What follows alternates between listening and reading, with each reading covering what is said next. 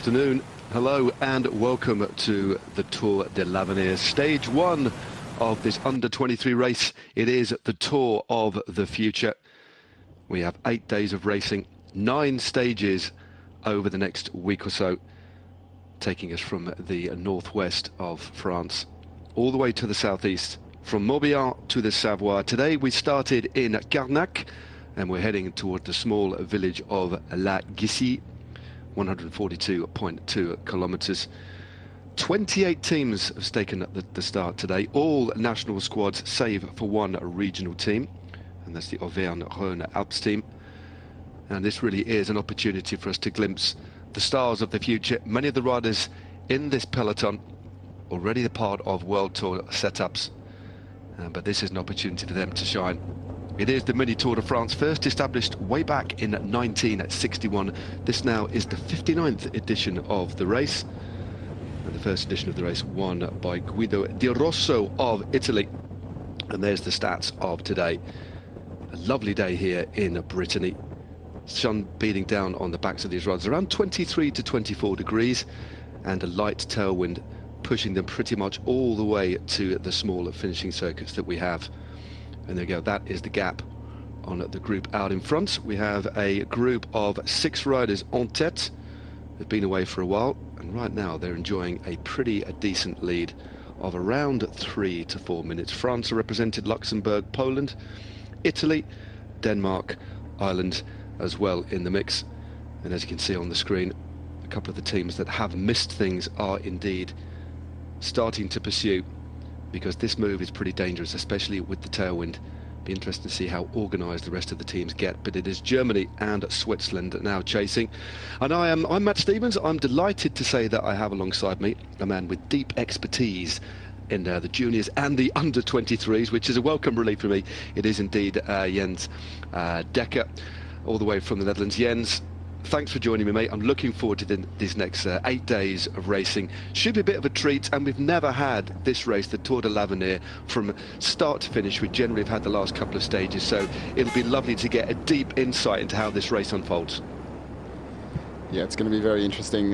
We see the breakaway for the first time fully on screen here, with the names lined up next to it, and it's a really strong break, 4 minutes. It's going to be an interesting one, because there's not a lot of teams controlling it in the peloton. So yeah, it's looking like an interesting race coming up.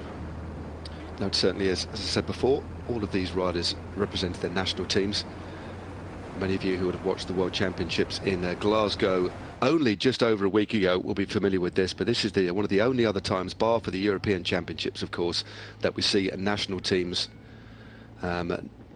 Back in the early 90s, in fact the mid-90s, I rode this event a couple of times. It was a strange mix of a couple of regional teams, national teams, but we also had pro teams in the mix as well. And that was when it was an under-25 race.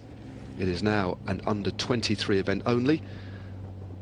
And the jerseys on offer mirror that, as you would expect, at the Tour de France. The yellow jersey will be awarded at the end of today to the rider in the lead. Yellow jersey at the end of the race.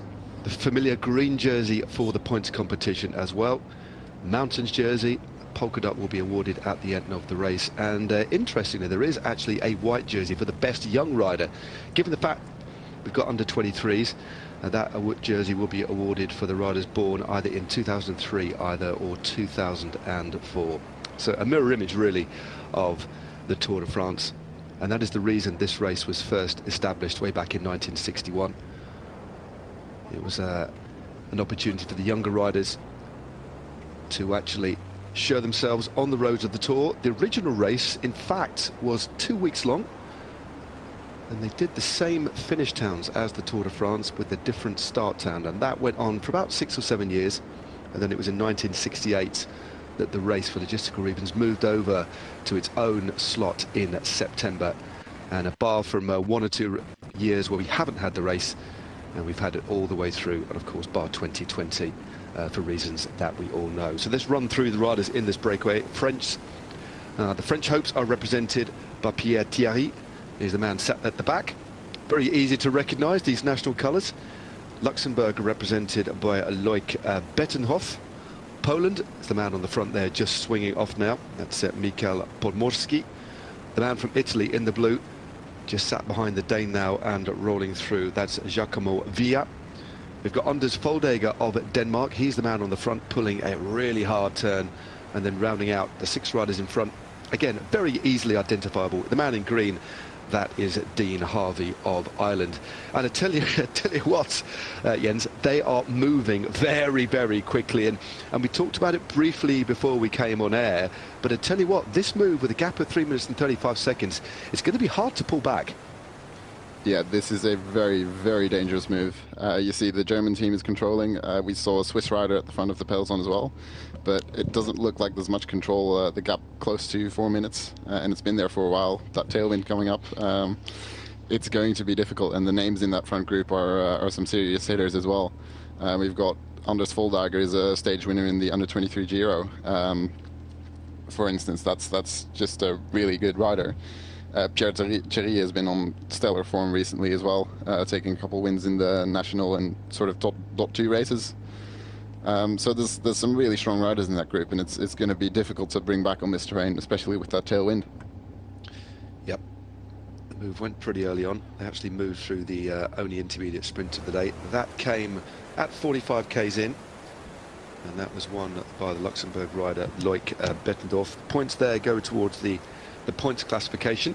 As far as I'm aware, and correct me if I'm wrong, Jens, but there's no bonifications at all in terms of time, because this race over the 8 days, as you would expect, is a mini Tour de France. We've got hilly days, we've got flat days, we've got mountain stages. On stage 3, we also have a team time trial. Fascinated to watch that one. And we do also have an individual time trial, which incidentally, a real throwback to the past. It comes on the penultimate day when we have stage 7A and 7B. That is something you do not see very much of nowadays, save for in the junior and the under-23 categories. But on the pro scene now, that's a pretty rare to see. So we do have something for everybody in this race. And it will also give us a real insight. Some of the stars on the roads are already signed to long-term contracts with World Tour teams. So a lot of these riders are already in the focus and in the line of vision of many pro team managers, but also coming towards the end of the season, Jens, it's fair to say this is a real opportunity for other riders who are just knocking on the door to really show themselves. Yeah, I think most of the stage winners and definitely the GC winners we'll see this week are probably going to be signed already.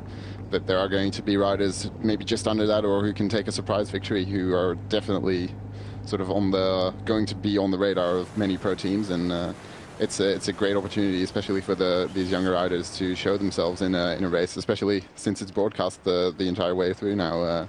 That's going to be great for those riders as well. No, it certainly is. First time it's happened. I've commentated on this race a couple of times where we've just had the last 2 stages. And just apologies for the little bit of picture breakup that we are experiencing. Cards on the table. This is a 4G transmission, so we are reliant on the local telecommunications master, of course, but so far so good. But if there is a little bit of picture breakup, apologies for that. But one thing's for sure, it is just great to have this important race that has been on the calendar for the best part of 60 years now, 59 years, or 59 editions we have had in the past. And when you go back through the riders that have won this, you can understand why it's so important. We had Sian Utebruksu, who took the win last year, ahead of a rider who is here again, winner of the Baby Giro, or the Giro Next Gen, as it's been renamed. I quite like that the new name, and Michael Hessman. But if you look back down through the years, the likes of Nara Quintana, David Gaudu, Egan Bernal, Tadej Pogacar, Bauke Mollema through the noughties. And then if you go back into the 1990s, we've got the likes of and the 80s, Laurent Fignon, Marc Madiot, Miguel Indurain, Greg LeMond, Pascal Seaman, and the list goes on. This really does give you an indication of how important this race is as a stepping stone for the riders of the future. And one thing that I think we should mention at the top of the show that is going to happen for the first time is we do have a women's women's Tour de l'Avenir, which starts on the 28th of August and runs through to the 1st of September. So the day after this race finishes, which is next Sunday, we'll have our first ever inaugural edition of the Tour de l'Avenir for women, which is another step in the right direction. Just shows the depth of the women's scene as well. Yeah, it's a step in the right direction, and we hope, obviously, that it's going to be sort of a similar event to the men's. I think would be great for the development of the sport on the women's side as well, because there are some gaps there in that development pipeline. So this might be something that could fill that gap, and that's a great sign as well. Yeah, it certainly is. Well, meanwhile, the gap has come down only slightly to 3 minutes and 20 seconds as they just passed through the feed zone. We're just going through a place called Siran. It's gently undulating day today, not particularly hilly. Gets a little bit lumpier as we head towards the finishing circuits. We do 4 laps. We finished the race on this third passage of the line in the small village of La Gacilly. It's a commune in the Morbihan department of Brittany, only a very small place. And one thing that you will notice as we pass through this race, as it meanders its way through central France, from the northwest of France, through the centre and down into the Savoie region, is that we do visit smaller places, generally speaking. Carnac, where we start today, is a big coastal town, of course, well known to many people, but some of the villages and towns that we'll be finishing at may be unfamiliar. So it's another opportunity for France to showcase its beautiful countryside, to be perfectly honest with you, and slightly smaller locations, because the race is slightly smaller, well, considerably smaller logistically. You can actually fit this race in smaller places where the Tour de France or the Tour de France Femme couldn't ordinarily go, but it sits as part of that big family of races and is going to be an entertaining one. And I think, Jens, the reason I'm so looking forward to this is because I don't know what's going to happen. Not that I do in the Tour or any of the bigger races, but at least there's a sense of the riders that you think will dominate, a sense of the teams that can take hold of the race and shape the racing. But here, although there are 1 or 2 riders that we can identify as some of the favourites, the racing itself will be far more unpredictable. Yeah, if you go to the Tour de France, you know that there might be maybe 5 or 6 riders, if you're very creative, who could potentially win the race. And in this case, I think, they're in that same category. There might be 10, maybe even 20 riders. We've got some idea of who the favourites might be, but there could always be interesting new riders coming up who've suddenly improved. That's definitely something that can happen in the under-23 category. So we've got some idea, but not really any idea who's going to control this race. I think we've got the main favourite with Johannes Staunemietet from Norway, but he's been sick as well, which he missed the World Championships with that illness. So we don't really know what kind of form he's in, and for the rest, there aren't really any really big favourites to look at. So it's going to be interesting to see who takes control. It looks like Germany's doing it, but whether that's for a sprint, for who's probably going to be their sprinter, Tim Thorn Teutenberg, or if it's to control the GC, we don't really know at this point. Yep. Well, since we've come on air, the gap has come down a little bit more now, 3 minutes and 10 seconds. So they've, I'm not going to say they've totally got it under control, but they are slowly but surely eating into the lead of our 6 riders out in front. And everybody right now is working hard. Are you surprised that it's just 2 teams working behind? I mean, when you look at the strength of the teams in this race, I mean, Belgium aren't doing any chasing, the likes of Australia. Great Britain haven't put anybody up the front. Great Britain have got a good team as well. The Netherlands. So there are a lot of teams right now leaning on the German and the Swiss combination. Any thoughts on why that might be the case? Yeah, it's interesting. I think Germany clearly has a decent sprinter with Teutenberg. He's a fast finisher, track cyclist as well. But I'd say probably not even the biggest sprinter in this race. And Switzerland, I really struggle to identify someone who's going to do anything on this finish. So maybe they're even riding for Jan Kisten, their GC favourite, who could potentially do quite well on this finish as well. We don't know exactly what their plan is. But yeah, we're missing the likes of the US with Luc Lamperti, who's going to Soudal Quickstep next year. So he's making the step up. He's a really good sprinter. Probably the favourite for a sprint stage like this, and there's a couple other nations who've missed out on this breakaway who we'd really expect to try to control it. But at this point, 3 minutes, that's still under control. I think once we see that gap rising, maybe other teams will start to work, but for the moment, maybe Germany and Switzerland have things under control, so no one really needs to cooperate as well. That's it. Quite often the case, isn't it, when a couple of teams are riding, 2 or 3 teams, or even one team riding on the front, they're doing a good job, and the gap is starting to come down. That means everybody else can sit back, save their resources for the final. It's quite a tricky little circuit, quite technical. There's a really fast run into the Flamme Rouge, which we will get an opportunity to see. Good for us, of course, good for the peloton as well. We know how to pick their lines, and there's a little bit of a kick up to the line as well, so a nice little Kermesse-esque finishing circuit as the gap now goes down to 3 minutes and 10 seconds. And the man at the back, Dean Harvey, 20 years of age from Ireland, rides by day, as you can tell by the bike there, for Trinity Racing. He is a teammate of one of the fastest men in this field that was just mentioned. He was moving on to pastures new, Luca Lampetti. And again, and this is a difficult question, isn't it? I'm sure it isn't the case, not necessarily a difficult question, but one that's always slightly controversial. Like the World Championships, there has to be a real discipline imposed, don't there, by the team managers here, because a lot of these riders will have teammates on different squads. So do you think that sort of bleeds in sometimes to the thinking? Would you think the US will hold things back a little bit because they got Harvey in the front, or do you think that's completely consigned to the realm of an impossibility? Yeah, we always talk about that kind of inter-team dynamics, international team dynamics. It's complicated in the elites, and it's probably slightly less complicated in the under-23s. Of course, they're on commercial teams, but they're not making huge money yet, most of these riders. You know, there's a few riders on pro contracts, but most of them are just sort of, I wouldn't say amateurs, but they're not really professional riders yet. So the team interests aren't really that big. And also, there is a Nations Cup, which is the series that this race is part of.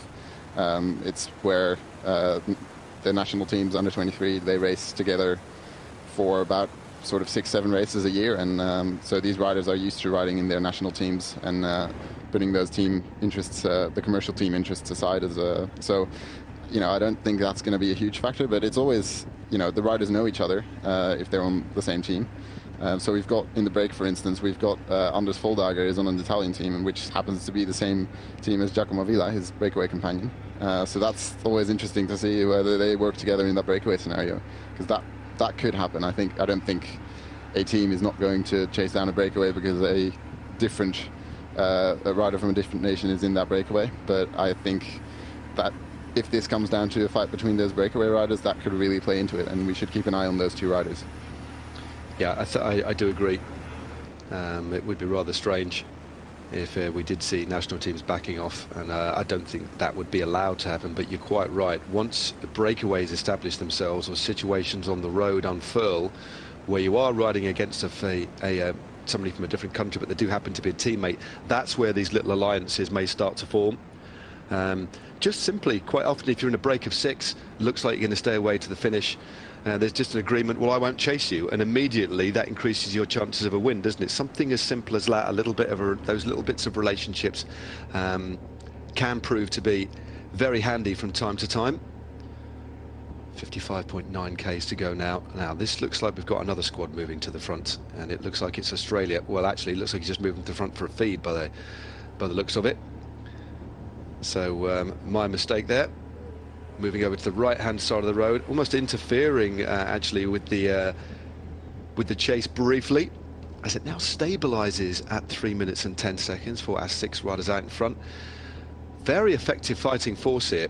Now, the longer this goes on, there's the speed in front, 54 to 49. That, of course, will depend on the way the road rises and falls. But it does look like we've got the Canadians now trying to get in the mix, or is that a bit of an attack? It certainly was a bit of a surge on the front as Canada now get in the mix. Yeah, I don't think this is going to, or this is supposed to be an attack. I assume No. Canada's just put someone up to the front and someone's let a gap behind. But yeah, the pace does seem to be on Canada, starting to control as well.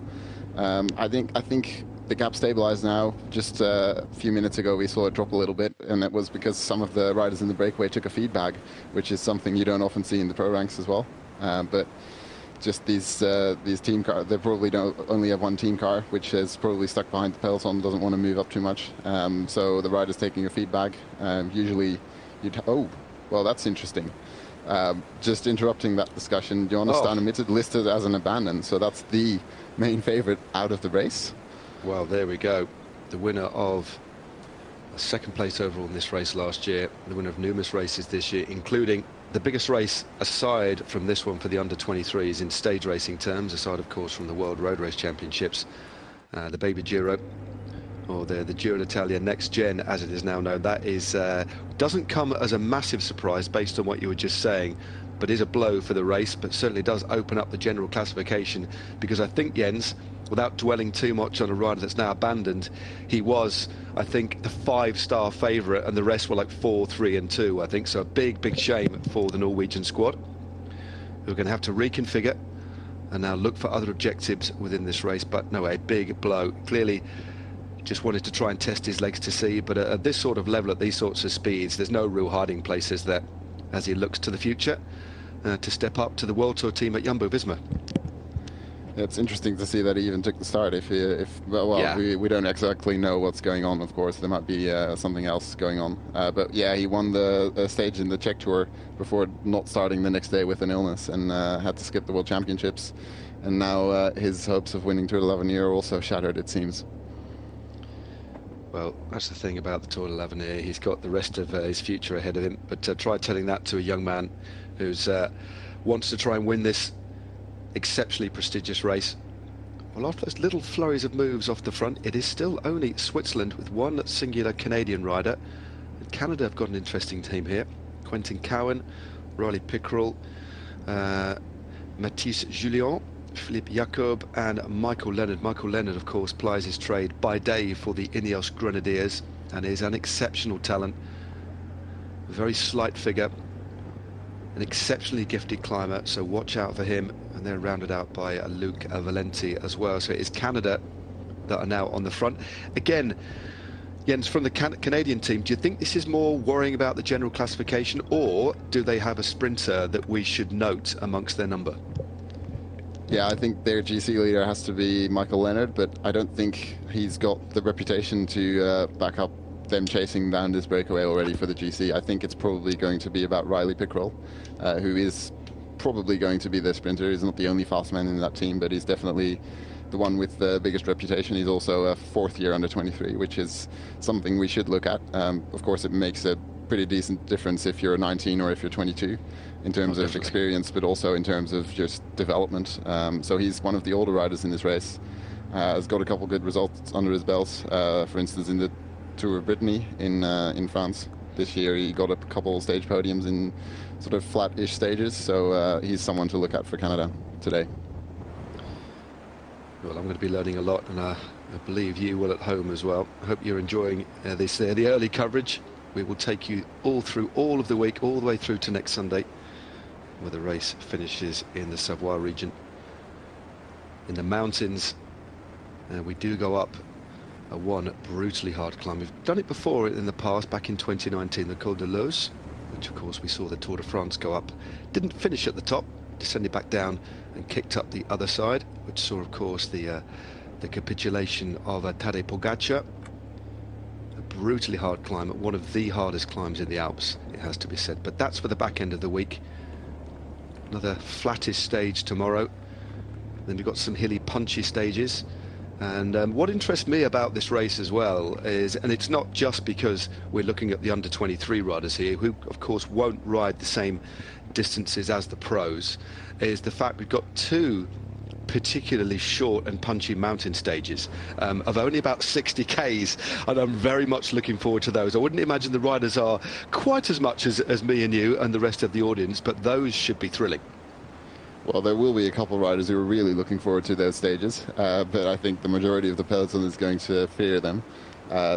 These riders often don't get those huge mountain stages. There's a couple of races that do have them, but especially if you're just up from the junior ranks, you know, junior races tend not to have huge climbs, so yeah, it's going to be challenging for some riders. I think especially stage 7 is split up into 2 stages. I don't think we'll show the morning uphill time trial, but the second stage on that day, stage 7B, that's going to be a really interesting one, especially with all the riders already having a huge time trial in the legs. Yeah, it's going to be a tough day. It's we hardly see it. I'm trying to think now any pro level events that have a split stage. There might be a one or two. I know in Australia and New Zealand they sometimes have those, but in the junior ranks and in the under 23 ranks they are still quite popular. And I remember doing a race where we had actually 3 stages on one day back in the early 90s.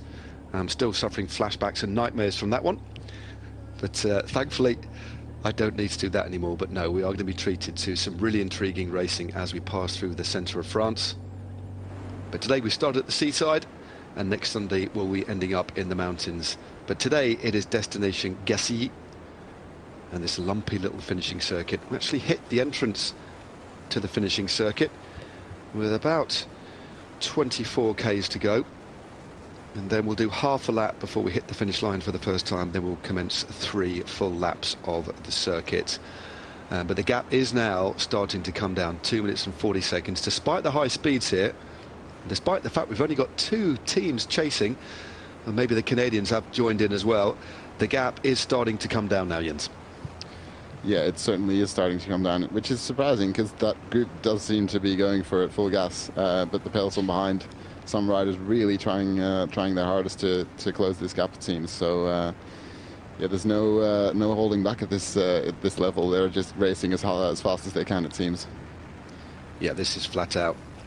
I think it's again fair to say that the style of racing that you get in the junior ranks and the under 23 ranks is far more chaotic. But now look at the way that the pros at the elite level are racing. There's a similar new chaos that's ebbed into it, mirroring how these races often pan out. Far more difficult to predict, but in saying that, we don't get the opportunity to see many of them at all on our television screen, so this is great that we've got the whole race for us to view. But right now we are seeing a rather familiar holding pattern, a breakaway in front, all working well, proper team time trial formation, and as you can notice, Jens, they're not doing 2 lines here. 6 riders, sometimes that can be a little bit too brutal to get 2 lines going because you get very little opportunity to recover. So proper team time trial formation, maybe 20-30 seconds on the front, swing off and drop to the back. So they're working very well as a unit here, aren't they? Yeah, I think it looks like they're just trying to get to the finish as fast as possible. Often you do see breakaways trying to hold back a little and then increase their speed towards the end. It doesn't seem like that's happening. And I don't think they can afford it, because looking at the peloton, we see the Dutch champion Pepijn Reindeling coming to the front, and also I think it's a British rider in second position there. So more teams starting to outride us to that chase, and yeah, I think that is not great news for the breakaway. No, despite their best efforts, Harvey rolls through, and the man now on at the front from France. Looking good. The pole sat there just behind on his wheel. It's Pomorski, 20 years of age, rides for the HRE Mazowski Siacie Polski team, Conti team. Looks like a powerful rider, and it is indeed the familiar jerseys of Great Britain who are now joining in the mix. So the lead coming down, but with some fresher legs in the front. Actually, I think there's another team joining in the mix as well. Yeah, so I another think it's 3 Luxembourg. Yeah. And Luxembourg is definitely not intent on chasing that breakaway because they've got a rider in there. So I think they're just trying to mess up the chase there, which is an interesting tactic. We don't often see that anymore. But again, chaotic racing, that's what they seem to be doing. Yeah, it's Josh Goliker on the front at the moment. They've got a very good team. Great Britain, Lucas Nurika, watch out for him. Again, a rider for Trinity Racing, one of the most important feeder teams out there. One of only 2 continental teams in Great Britain, but year on year they produce some of the finest riders who go on to ride at World Tour level. Nurika is here, he's had a good season so far. Joseph Blackmore, Goliker is the rider they've chosen to hit the front, and one would imagine for the sprint they'll be looking after Max Walker, maybe Donaldson, but I think it will be a day for Max Walker today. And of course they've also got Jack Rootkin-Gray amongst their number. Plies his trade for St Piran, and has just come off the back of a quite magnificent 4th place in the under 23 World Road Race Championship. So a strong GB team who've had a lot of success in this race in the past few years as well. It's interesting to see Goliker already at the front at this early stage. I think some of the people in sort of the under-23 scene were looking at him as a potential GC favorite, actually. But I think Nururkar is probably the man to beat for that team. But it's interesting that they're not even attempting to, save Goliker for later on in this race. He's already being put to work for whoever their sprinter might be. But yeah, that gap is really coming down now with only 2 minutes and 20 seconds. Yeah, 2:20. This group's still riding effectively. Still that team time trial formation. A shorter turn there by the Frenchman, Pierre Thierry. And that's another indication of how much this is starting to hurt. You can do a longer pull on the front, but if you can't sustain it, you soon swing off. There's the combination of the breakaway. Villa of Italy, Thierry of France, Foldager of Denmark, Harvey of Ireland, Bettendorf of Luxembourg, and Pomorski of Poland, the man with the red shorts. Just dropping through to the back now. It's a strong move. They enjoyed a lead of just approaching 4 minutes, only about 25 k's ago. In the first instance, it was Germany and Switzerland who were doing the vast majority of the chasing. And now it's just actually 2 riders now, from one from Germany and one from Great Britain, who are chasing behind as we head towards the circuit. Should only be about 15 or 20 k's before we pass through the finishing line for the first time, in fact, on this beautiful day here in Brittany. Wonderful racing roads. I used to love racing in Brittany. In fact, the first time I rode the Tour de l'Avenir, it just stayed in the northwest of France, didn't move down to the Alps. But now it starts and finishes. Always, the last few years, has finished in the Savoie region. Again, a good relationship with that particular region, who will put money into the race. But in the past, it's moved out all around France, but did for a few years just stay in one particular location. And because there's a smaller budget for this race as well, logistically that can be a lot easier. But good to see this one spread across France, especially given the route we had of the Tour de France this year, Jens, when it was didn't venture into the northeast of France or the centre of France much at all, really, just down in the south and in the southwest. But the l'Avenir just giving everybody a taste of these future stars, and I'm sure that must come into the thinking of the of ASO, the organiser of these races, when they're actually planning the 4 races that they have. Of course, the Tour de l'Avenir Femme now, the Tour de France Femme avec Zwift, and the Tour de France. I might be wrong, but I'm sure there's a little bit of thought into how they distribute these 4 races. Yeah, probably a little bit. There's also, of course, that sometimes they've tested certain climbs or certain finishes in a smaller race and then moved to one of the tours. We saw that with Col de la Loze, which was used in, must have been either probably 2019 actually. It was used in the Tour de l'Avenir with just a sort of, it wasn't even a time trial, it was just a 20k stage starting at the bottom.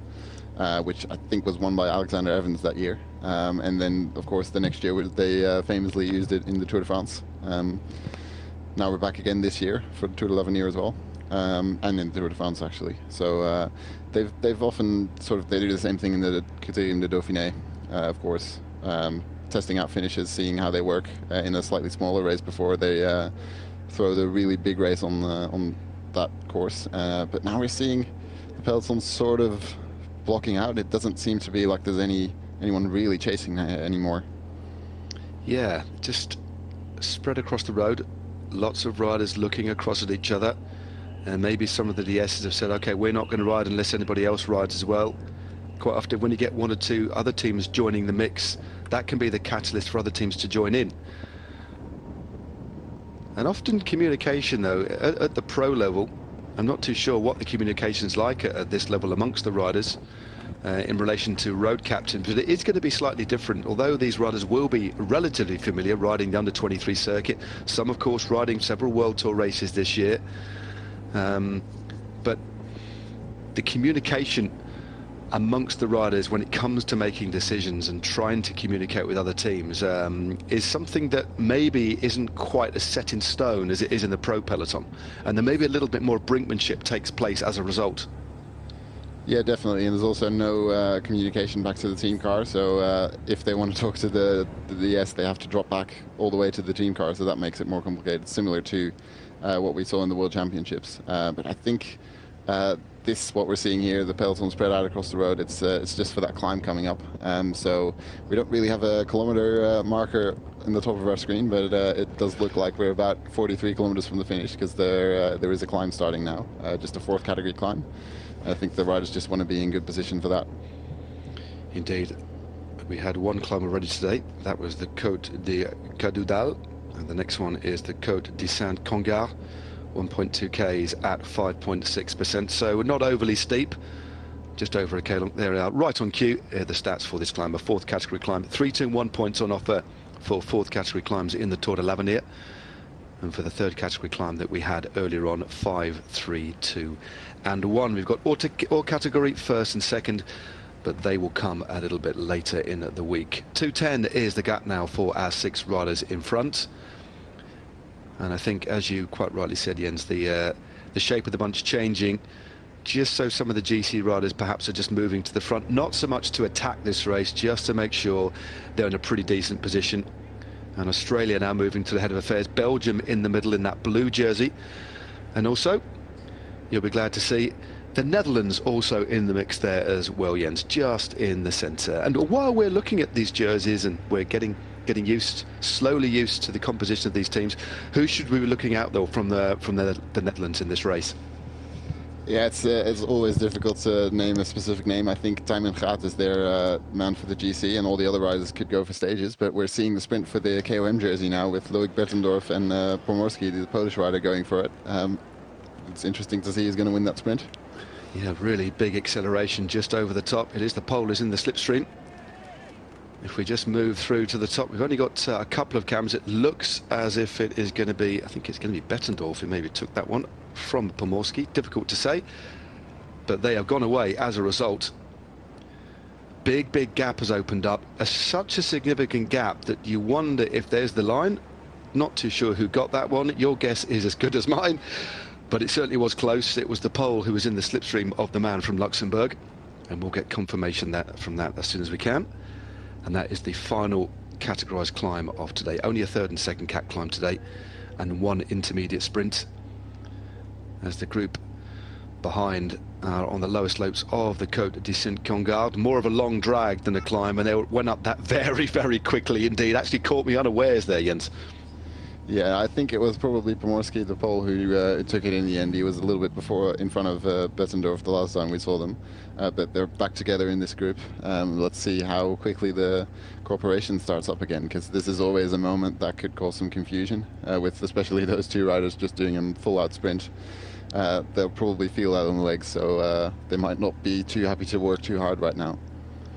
Yeah, definitely. I was wondering whether they were going to continue with that effort, but I think the best chance, the only chance really, of this breakaway surviving to the finish, with the gap now at 2 minutes and 10 seconds. Another 10 seconds have been taken off as we see the United States of America also moving through to the front. One of my favourite national jerseys, the blue, or the red, white and blue vertical stripes. Greg LeMond, a former winner of this race back in the early 1980s, remember. And they do have a very solid team. Luc Lamperty, one of the finest sprinters in the under-23 ranks, and he'll be moving on to a couple of years contract with Soudal Quickstep next year. Already snaffled up, but still all across the road here. But yeah, that little momentary attack to take the King of the Mountains point, I thought might split it. But to get to my point, Jens, their best chance of survival is to work as a unit right now, is that they need those 6 legs to keep that pace as high as they can for as long as they can, and then start racing the back end of the circuit. But right now, this bunch seems to have a lot of momentum. Yeah, I think they definitely need to work together to get as big of a gap as possible to get onto that circuit. And then it starts to get more technical, but the roads are just fairly wide, they're fairly straight as well.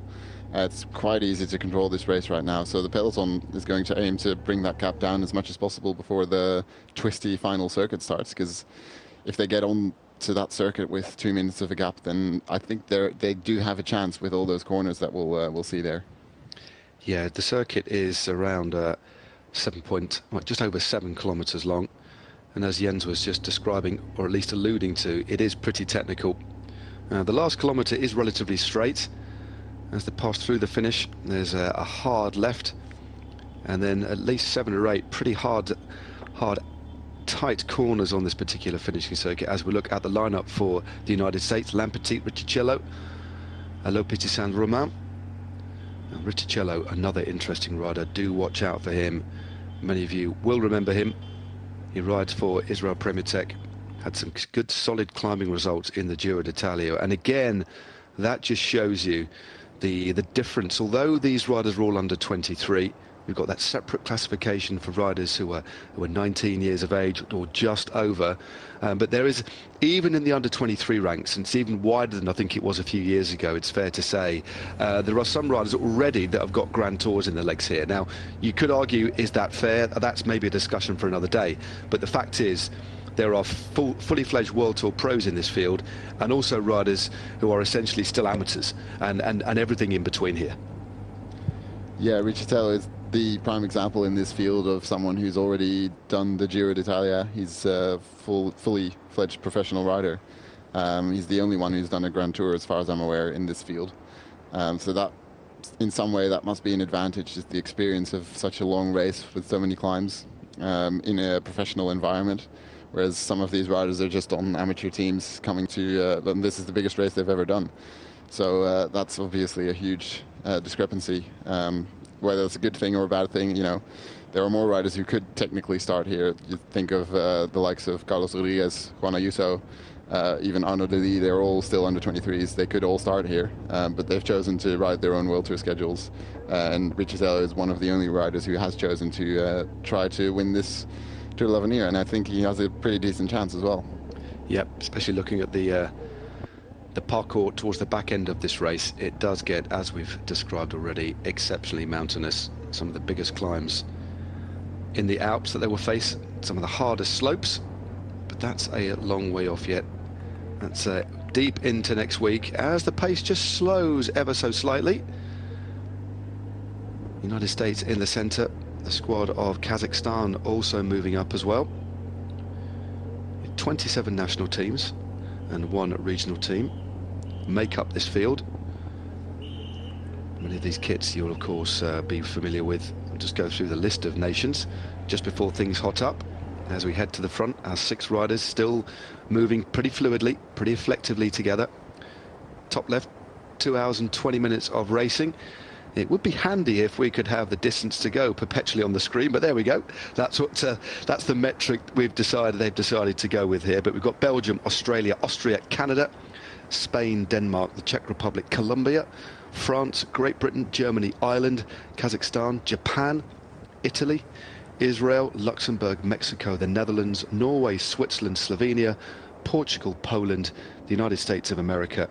Actually, I was wrong. We've got 26 teams and 2 other squads. We've got Auvergne-Rhône-Alpes, and then we've got the UCI WCC men's team, which is a team based out of Aigle, basically, that basically supports riders that don't have a lot of backing on their national squads.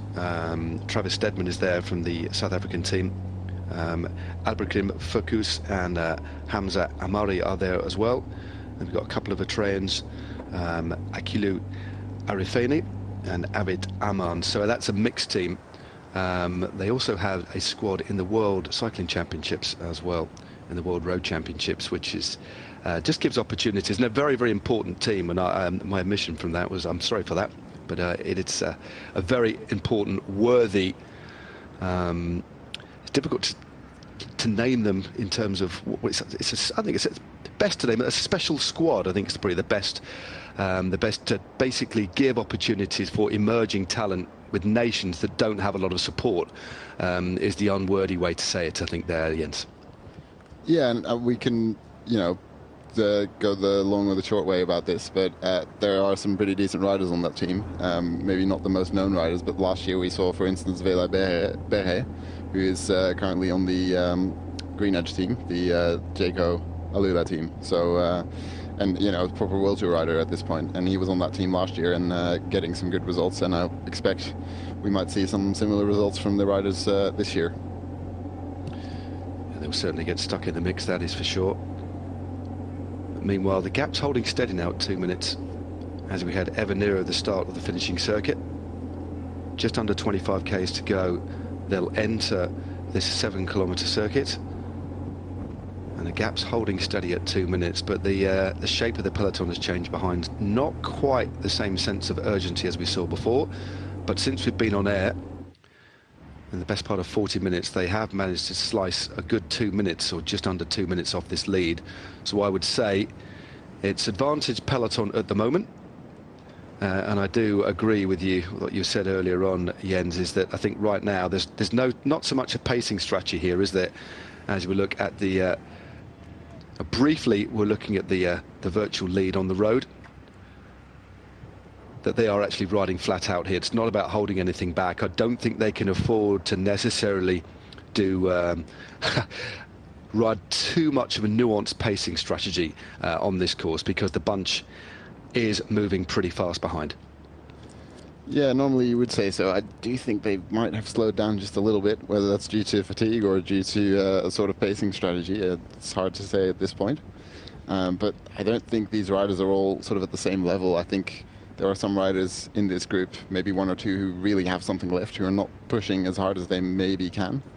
So it'll be interesting to see if those are actually there, or if I'm just imagining things. But I'm just seeing a couple of riders maybe not pedaling as hard as they can. Yeah, just glass cranking, soft pedaling, just rolling through, but maybe, as you say, as soon as they get to the front, they swing off. That can be quite annoying in a breakaway sometimes, but it is a way to save just a little bit of energy. And the gap has gone out again here, 2 minutes and 10 seconds. Still moving very quickly. You get that real sense of pace, this side-on shot, the landscape whizzing by in the background. They're doing the best part of 45, 50 k's an hour here, probably even a little bit more actually at the moment, as they get the updated time check. 2 minutes and 10 seconds for our 6 riders out in front, as we get ever nearer the town of Gacilly. I'll give you a run through of the riders in the breakaway if you just happen to have joined us. We have Pierre Thierry of France. We have Loic Bettendorf of Luxembourg. He will be the rider who will get onto the podium later, and he'll be in polka dots tomorrow. He scored the most in the King of the Mountains classification, so he will be the first wearer of this in the 59th edition of the Tour de l'Avenir. Representing Poland and also in the move is Michael Pomorski. In the mix too, in the blue of Italy, is Giacomo Villa.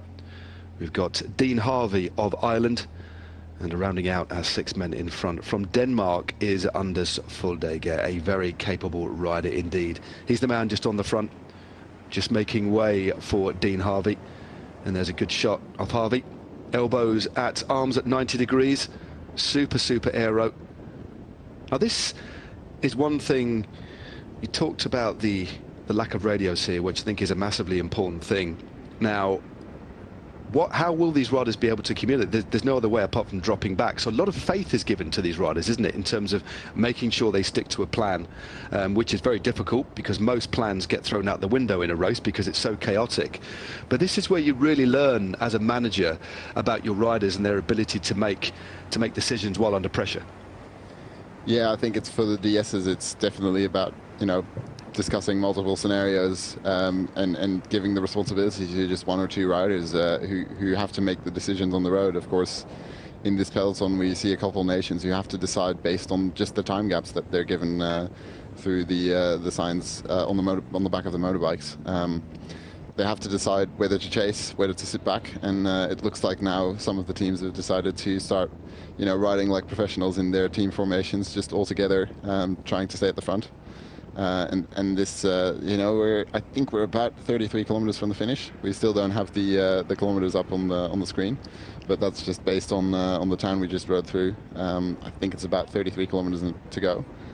So it's probably time to get in team order towards that first passage through the finish line, which will come at, 21 kilometers to go, roughly? Yeah, 21.2. Yeah, so that's not too far away anymore. They'll turn onto the circuit a little bit earlier, so it's not too far away. And still 2 minutes. We'll see. It's going to be interesting. Yeah, it certainly is. 2:10, just over 2 minutes on this long straight road. We're basically heading in an easterly direction today. We're gently meanders through this beautiful countryside, and we stay entirely in the department of Morbihan. through the whole of the 142.2 Ks. But this appears to be the bunch they've ever so slightly knocked things off. But rather than one arrow ahead, we've got Germany to our left on their right. Then we've got the Netherlands in that light orange kit. And then just on the right-hand side, we've got Great Britain, who are now setting the tempo, looking for an extra little bit of resource. And they've added a little bit of spice to this pace here.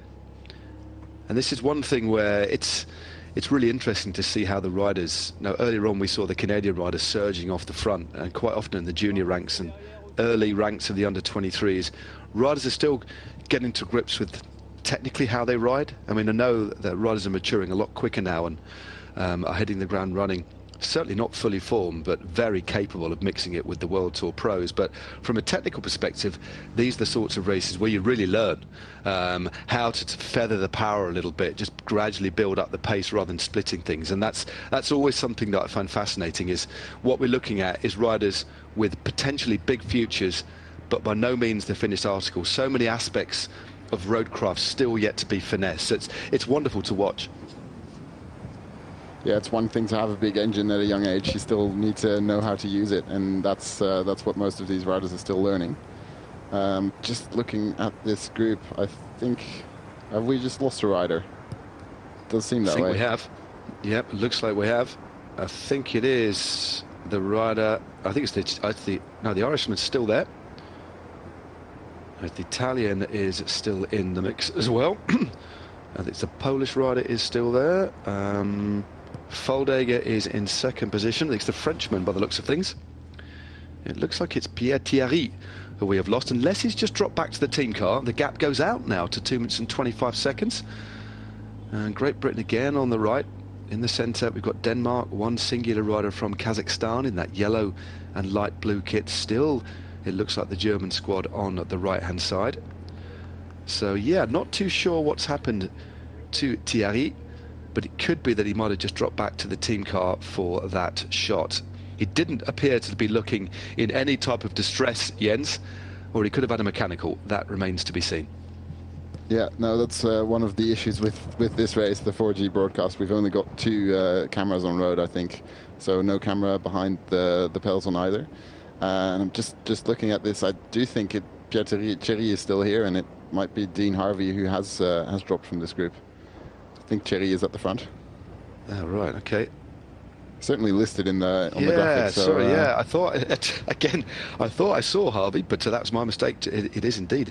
Thierry is still there, and right now it is the young Irishman, rides for Trinity Racing, who is missing, and we are not too sure what happened, because his body language suggested, okay, he's going to be suffering. We're deep into the race now.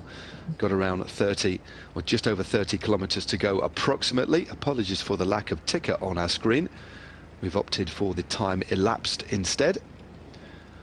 But we're not too sure what has happened to Dean Harvey. But as we head up another one of these small kickers, again, certainly not pan flat round here, just gently undulating. Very quiet roads, wonderful if you're ever out in this part of France. You will enjoy it. It's a real serene area.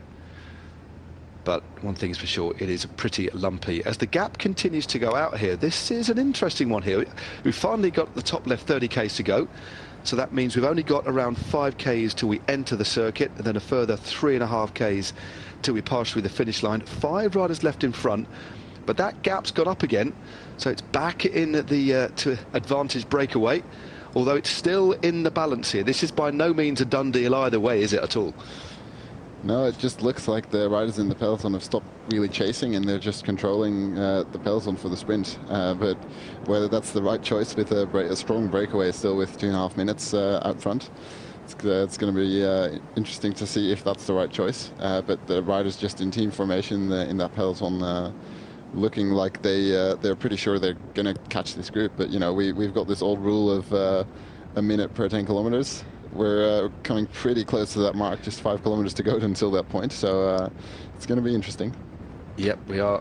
2:25 with 30 Ks to go is actually pretty much bang on that rule. That 25 is 30 seconds for the other 10 Ks.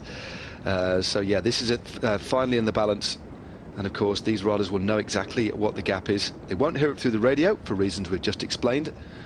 They've got the digital chalkboard to give them that sort of information. But again, quite often, the information they'll get on the chalkboard is not always correct. It can be old, depending on the way that they actually take the time here.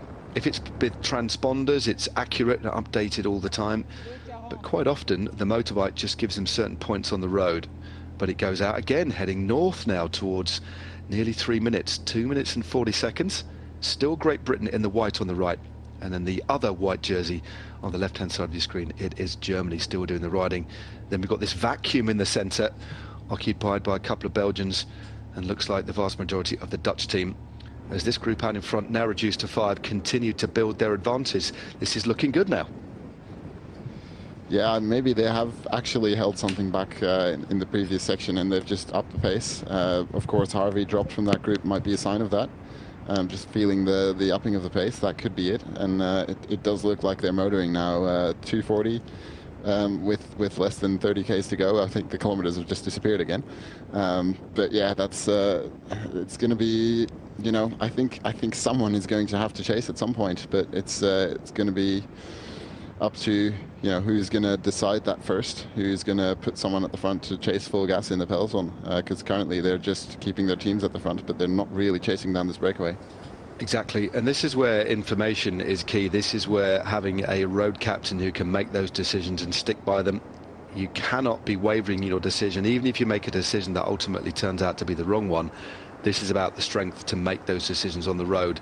And right now, Jens, it's fair to say you're not going to want to send riders back to the team cars at this point in the race. It's going a little bit too quickly. The teams, there's some teams of 5, but the maximum riders that you can have in the Tour de l'Avenir is 6 riders.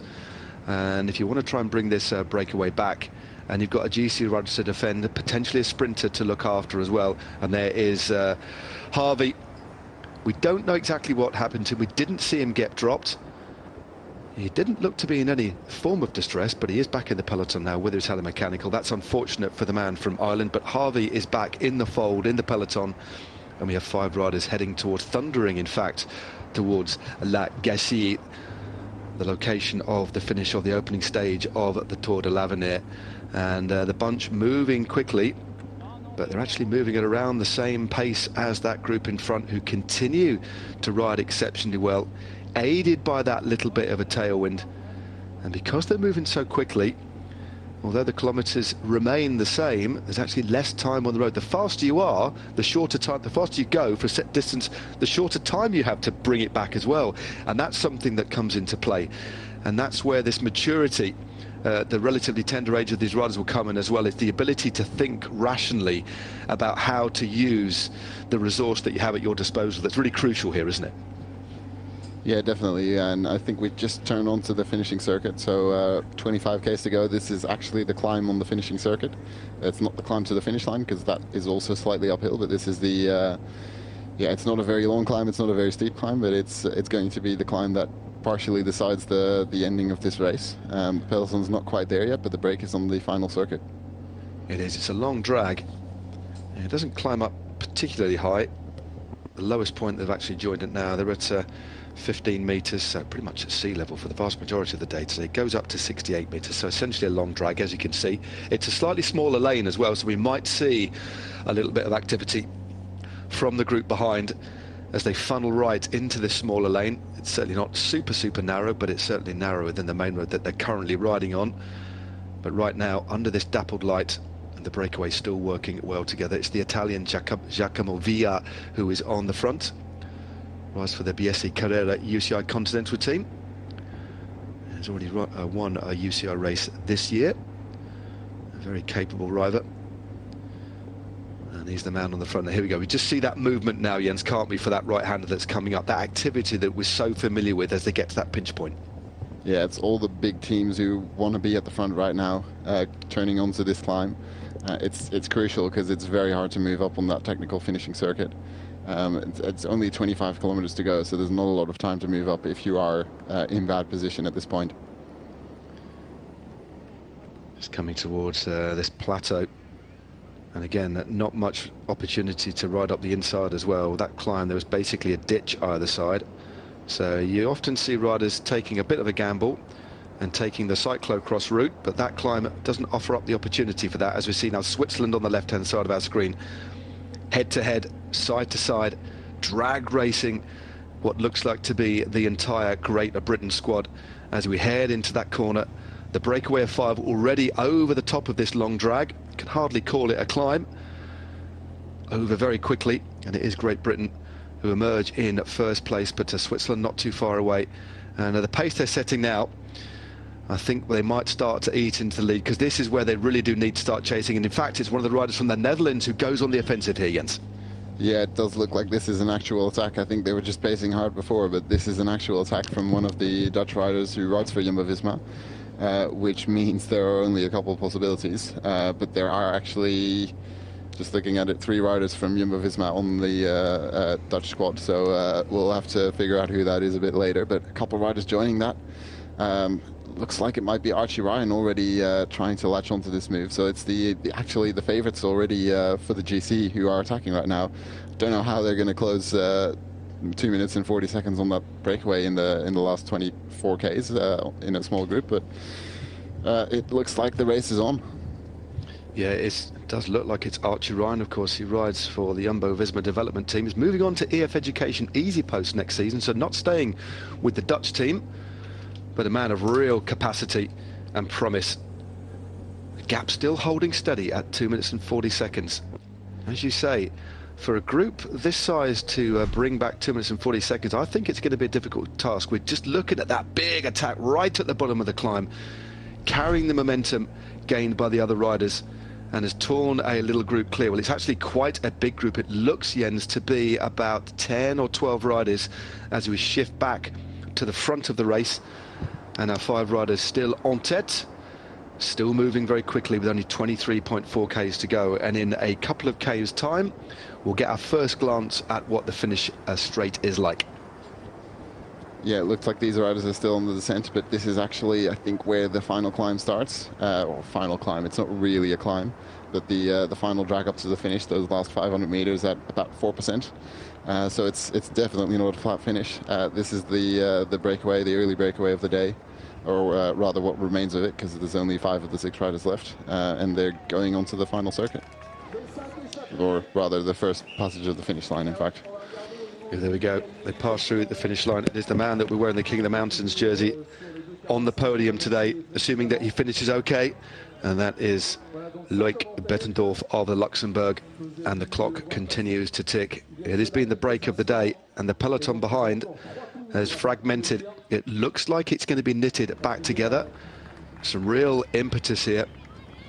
But that little attack on the finishing circuit won't actually help the chances of the peloton getting back. It'll actually just break things up, because if there's big teams with riders willing to attack, although it's great for us as a spectator, as commentators, it actually breaks any coordination or agreement amongst the team to bring this back as a whole, doesn't it? And also suggests that the Dutch might not have a sprinter to look after as well, unless I'm wrong here.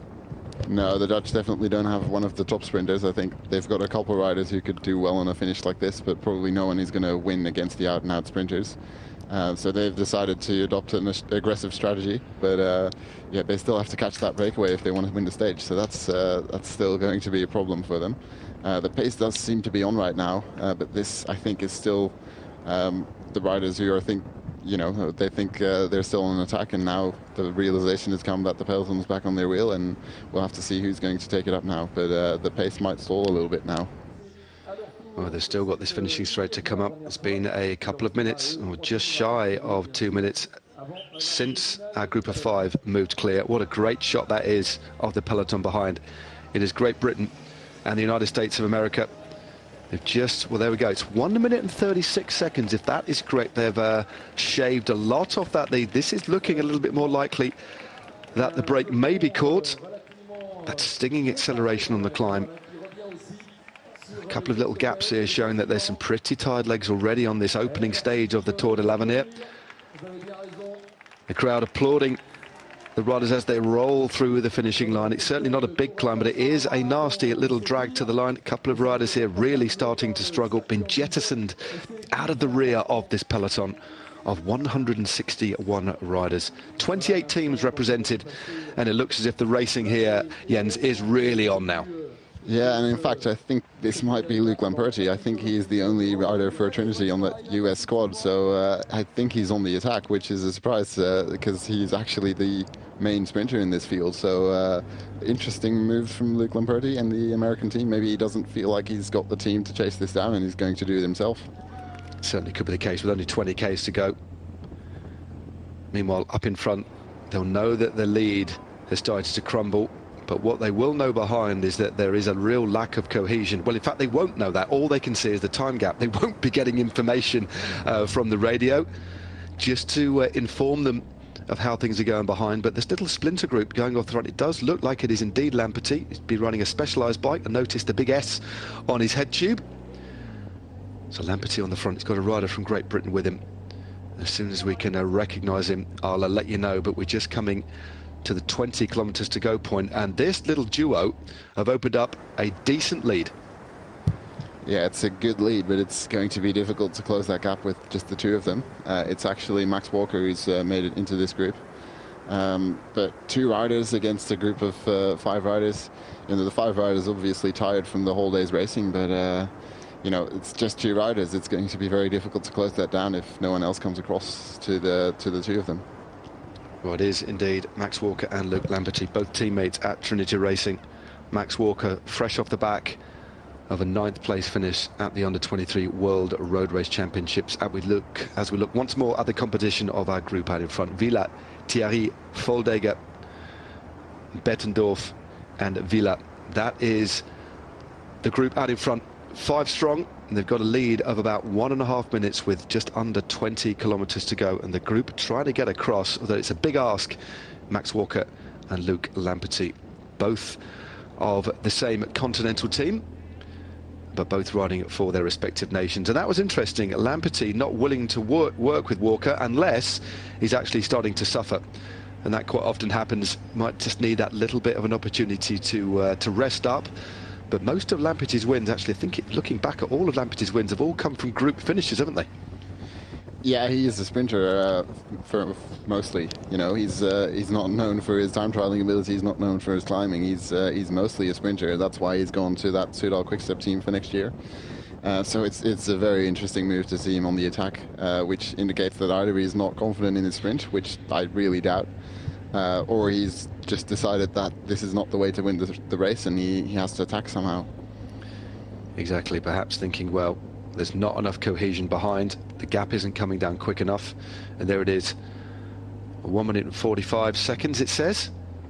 Still a pretty decent lead at this sort of speed, well over 1 kilometre in terms of gap on the road. We're on to that little climb that they've already ascended on 1 occasion, and next time through the finishing line there'll be 2 laps to go.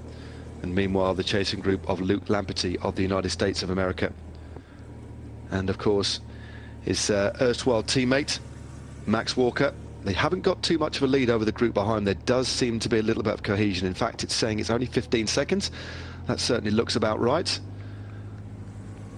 So an interesting little move here. I think that does tell us a lot, though, doesn't it? That they've decided to attack, especially the fact that we saw Great Britain riding as a unit, and now not convinced perhaps that this gap is going to come down in time, and the best way to get a look in here is to try and get across the gap. But for just 2 riders against 5, that's going to be a big order. Yeah, I don't think those 2 are going to make it across. I think someone has to come up and join them, and maybe if they get a group of 5 or 6 riders together, they could come across, because obviously they do have the fresher legs compared to these 5 riders who've been out in the front all day. But I think this next climb is going to be telling whether we see someone jump across here, or a completely new group form from inside the peloton, or whether someone brings control back to the peloton and starts to chase this down. That's sort of the options that I see. But yeah, it's we'll see. At this point, the breakaway still has a pretty decent gap. Just 1:45 with 20, well, less than 20 k's to go, just 17 kilometers to go. That's they've got a chance. It's going to be difficult, but they definitely have a chance. Yep, I do think they've got more of a chance than they did when it was just 2 minutes with about 30 k's to go, or 2.5 minutes. And the gap has come down considerably, but they're still working as a unit. but it does look like there's some suffering going on without a shadow of a doubt. Just the body language of the man on the back here, Loic Bettendorf. He's certainly got the compensation of taking a step onto the podium later on. He is confirmed as the leader of the King of the Mountains.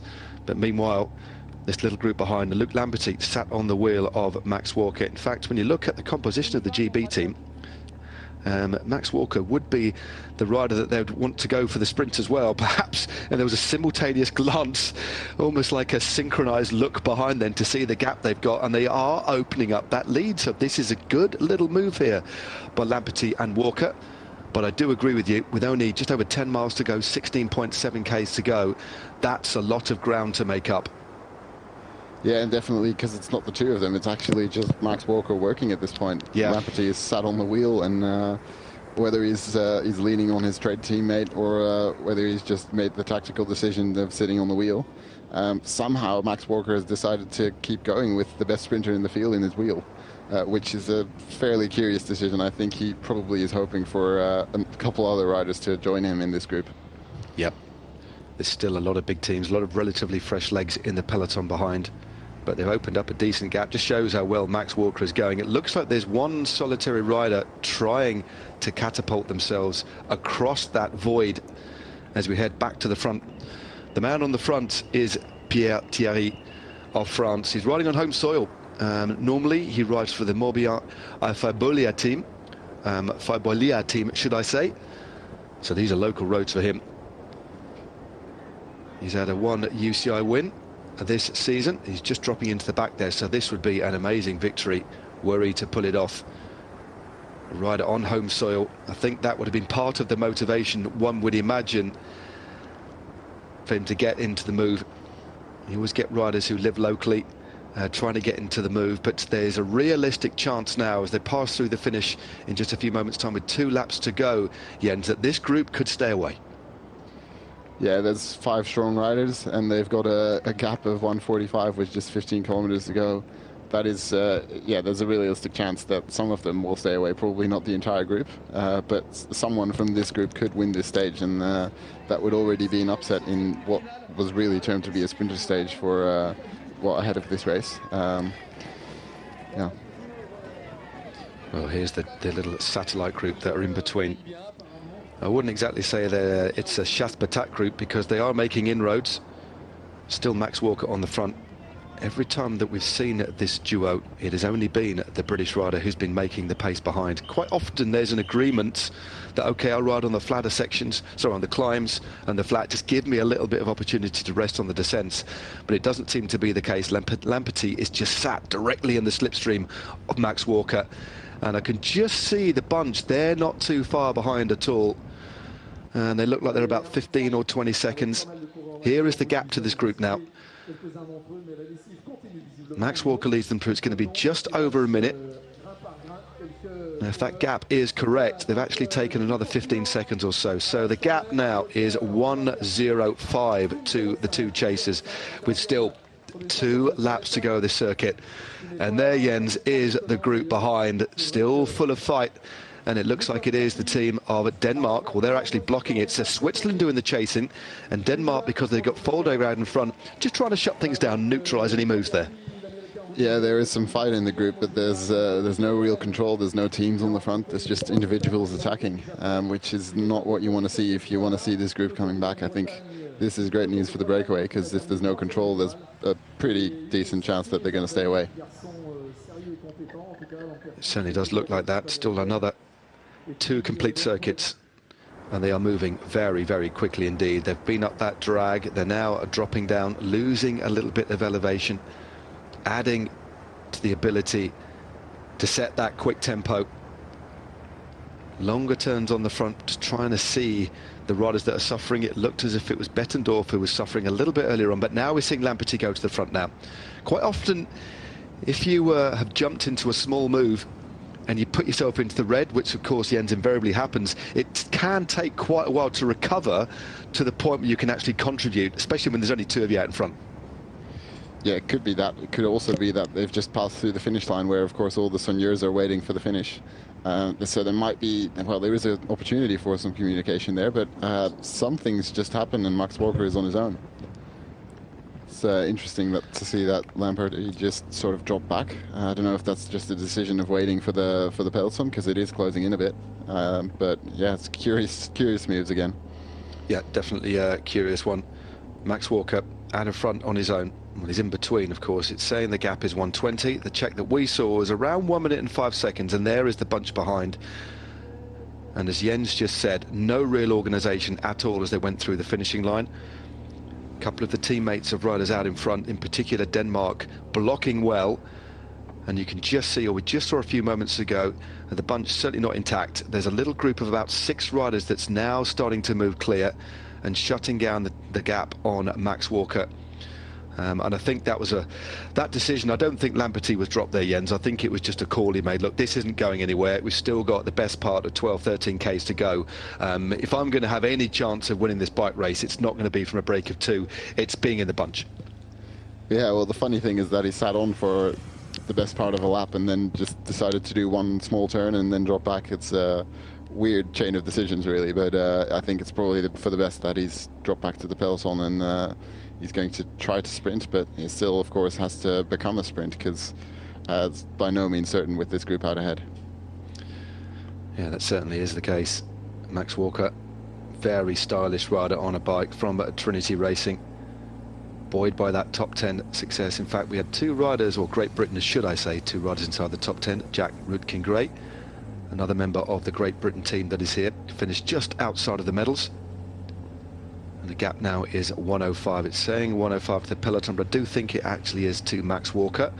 But he only has a lead of approximately 10 or 15 seconds over the bunch behind. But despite that, he's continuing with his effort. He's committed, though, isn't he? There's no point in him really sitting up here, because from what we've learned about the way the peloton is moving, about the distinct lack of any cohesion, it might actually be the right call. It's a bit of a gamble, but we could see a group actually come across to Walker here, couldn't we? But increasingly, the chances of bridging across himself are not exactly remote, but it's going to take a big push now to shut down 1 minute and 10 seconds in just 11.5 Ks. Yeah, I still think he has to commit to this move. Of course, he's got a team behind with still at least 4 riders. I think at least one of them has worked on the front and might not be in that group anymore, but there's still other riders in the group who might benefit from him being out front here. So I think he just has to keep going and try his best. Maybe a group will come across to him, or maybe his teammates will benefit from him being out front because they don't have to do any of the chasing. But yeah, if that gap is correct, 1 minute and 10 seconds, I think this breakaway is looking better and better for the win. Yep, it's looking very good indeed as they head up this little climb, making it look very easy. It's only about 4 or 5%, but they are romping up this climb at a right rate of knots. There is the composition again of the break, just over 10 kilometres to go now. This has been the break of the day. They've lost 1 rider, and that was Dean Harvey of Ireland. He was dropped from the move with about 25-30 Ks to go. But the break is from Denmark, Anders Foldager. Also there from Italy, Giacomo Villa. Pierre Thierry, a local lad from France, from this particular region. Loic Bettendorf is there from Luxembourg, and rounding out the group of 5 in front from Poland is Mikhail Podmorski. And there it is, 1 minute and 15 seconds, and a little group now coming across to Max Walker here. Yeah, we're seeing some moves again from the peloton. It looks like it might be a Belgian rider on the front, Dutch rider in second wheel as well. So these are the big nations again. Looks like this is probably Tibor Delgoso for the Netherlands. Can't quite see the other riders because it's well, the camera's a bit too far away, which is a good sign. I think this is Alex Egaert actually for Belgium with the helmet. I've seen that before. Not sure who the other riders are, but they are pulling a group clear. It's not a huge gap though yet.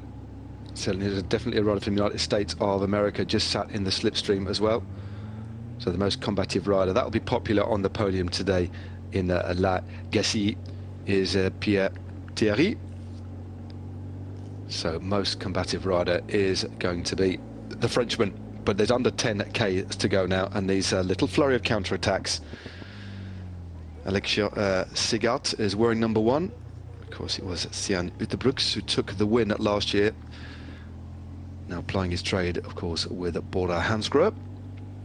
but 9.5 Ks to go. Next time through the finish, they will get the bell, and it is looking increasingly likely that this group stays away. They clearly appear to me, Jens, to have the legs. It's just if they start to cat and mouse and finesse a little bit now, that's, I think, the only way that they could actually lose this lead. They start to look at each other. They do need to ride as a unit for as long as they can, I think.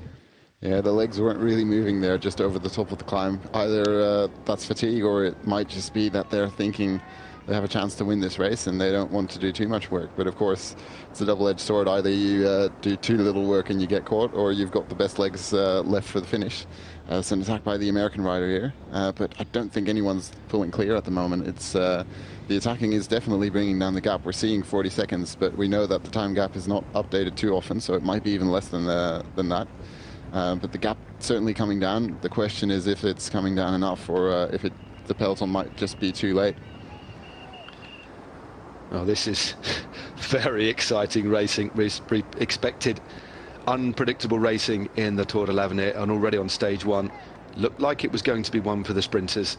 With 8.5 Ks to go, it still might be, because the leaders out in front only have a lead of around 40 seconds. We're going to pass through and get the bell very shortly. That will give us a bang-on, up-to-date gap for these riders as they pass through the feed zone. No more feeding allowed, although there's a little bit of a couple of Soigneurs bravely holding out some bidons as they came in to the finish line. This is the bell. Pierre Thierry of France is in the move. Loic Bettendorf of Luxembourg. Mikkel Pomorski of Poland. It is the Dane on the front now, Anders Foldager. And it is Villa just at the back of that group in the blue of Italy. That is the 5 riders out in front. And the clock now continues to tick, Jens. What are we going to see here? Is this, I think the gap is going to be still around 40 or 50 seconds, I would imagine, because he's got the whole of the finishing straight to ride, but there is the peloton behind him. Yeah, so Max Walker was out front. He's caught now, and it looks like one of the American riders has taken his place solo out front of the peloton. But you know, is it going to be enough to come back to that group on your own? I don't think that's going to happen. So it's going to have to be a chase from the peloton. They are chasing, but 40 seconds still, slightly more even for the peloton. It's a huge gap to overcome in just 7 kilometers. Yeah, pretty much. I think it's fair to say zero colour blocking. No real organisation. It's just riders trying to pull themselves clear to salvage something from this stage. And there is still a chance that this break could come back, but it doesn't look like it's going to be because of any real concerted organisation behind. I think it's just the pure desire of winning a stage of the Tour de l'Avenir, and I think that's something that we can talk a little bit more about tomorrow, is the fact that although there's organisation within these teams, these are the riders of the future. Jens, they are here to prove themselves, aren't they? Many have already proven a point and have long-term contracts with some of the biggest teams in the world, as the American rider is just about to be caught by the looks of things. But you do get the sense sometimes when the racing is like this, it's almost every man for themselves, isn't it? Within the team, it's like, okay, we'll just take our chances. Well, that's certainly how they seem to be riding at the moment. There's zero organisation in the peloton. It's just riders attacking over the top of each other. No organisation at all, and that's not the way to close this gap down, but that's sometimes how U23 racing works. No control, just racing, full gas. I do like a bit of full gas racing. It's breathless stuff, it really is. Still don't know how this one is going to unfurl. Unfortunately, haven't managed to identify the rider in front. It's not Luc Lamperty. He's already been off the front. It's not the slight climbing figure of Matteo Riticello, and it's certainly not Colby Simmons either. It's either McDonald, Lopez or Schmidt, as our 5 riders out in front continue to relay. Frenchman looks round, drops in to the back wheel. Let's see if we can identify who this rider is. If we get a nice side-on shot of him, that would be very helpful. Well, 40 just seconds based on the bike and the helmet, I think it's probably a rider from the Hagens-Berman Axion team, and that's just one rider, which is Artem Schmidt. The other riders on different bikes, so it must sort of be him. I can't imagine it's someone else. Good knowledge there, thank you very much indeed. So it looks like it is indeed Schmidt. There's the bunch behind, 40 seconds at its end, but 5.4 Ks to go. He's got a gap, looks to be only around 10 seconds on the peloton behind, but out in front, They're flying down the backside of this circuit here. The 5 in front, Pierre Thierry, looking round on the back there, slots onto the wheel of Foldager of Denmark. And also just moving through to the back here. It's the rider who's going to end up in the jersey for King of the Mountains, representing Luxembourg. It's been a good day out for Loic Bettendorf, that is for sure. Schmidt now gets into that aero tuck. It does appear to be a little bit more organisation behind, but I fear, Jens, that they have left it too late. I just think there's too much road to make up, and the group out in front, clearly they're going to be hurting, but they seem to have that little bit of momentum, although we've got that little climb to come, and that's where they've been losing a little bit of time. That's where it appears they've lost most time each up this circuit each time. Yeah, we're going to have to see whether they can bring the gap back as much as possible on the climb, but I don't think even 10 seconds might be too much to bring back on that descent, because it's really fast downhill, and then it's just about 700 or 800 meters left after the descent ends. So this is the breakaway starting that final climb. It's not steep, it's not that long, but it might just be enough for someone to use as a launch pad towards this group from inside the peloton. That's maybe the chance, or someone's going to have to really commit to chasing this down for a sprinter. They certainly are. Well, this group looking good. It looks as if Schmidt now is going to be taken back by the peloton.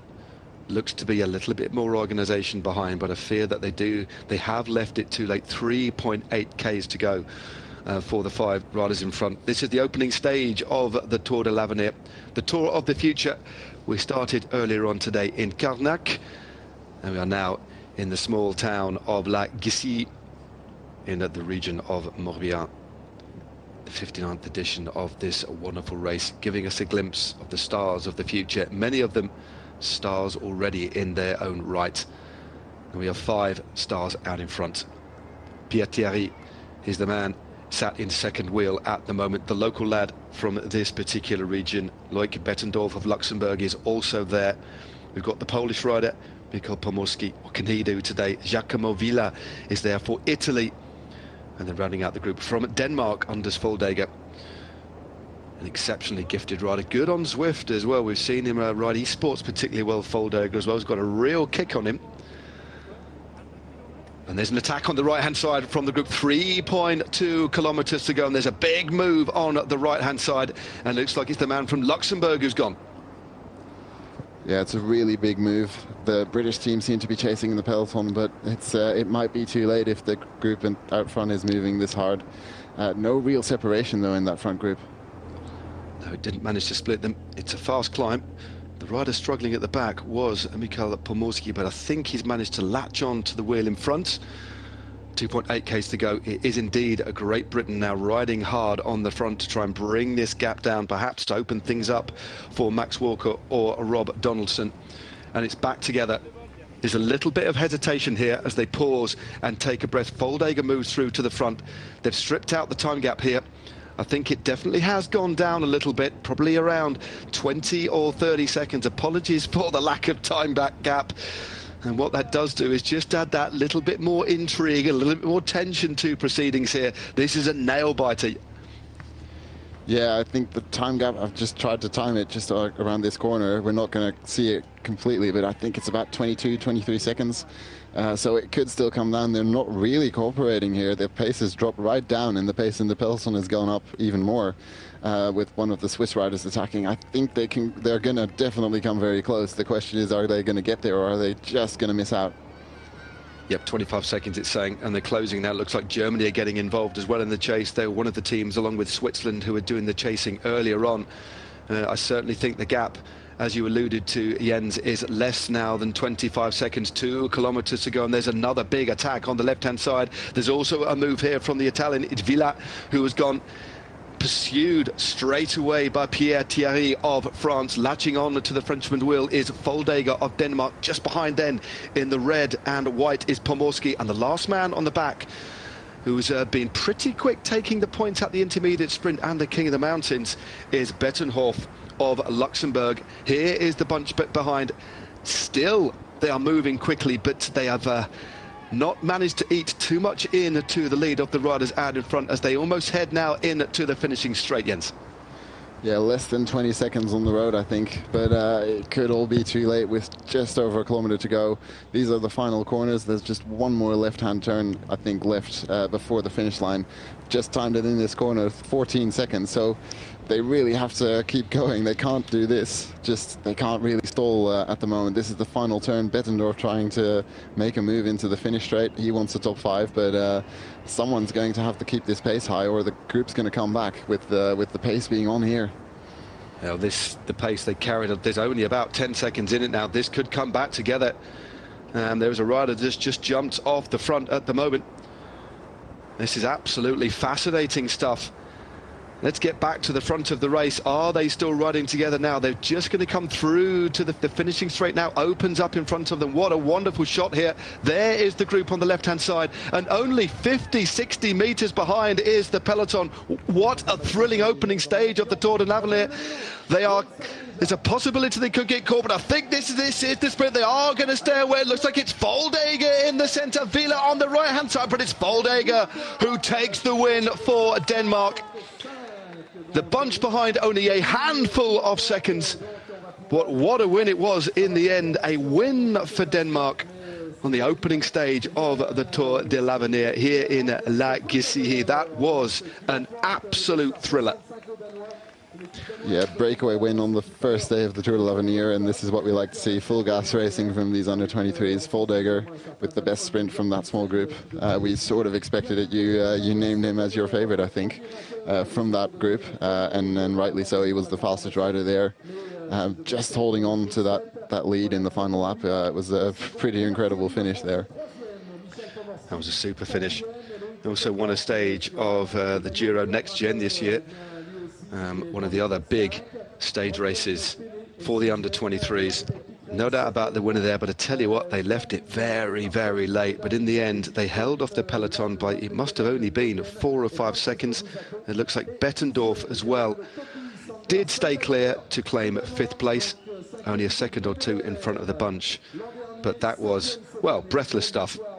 Truly exciting racing here for the opening stage of the Tour de l'Avenir, and I think that augurs well for the next 7 days of racing, Jens. Yeah, definitely. This is exactly what you can expect from the Tour de l'Avenir. It's the same every year.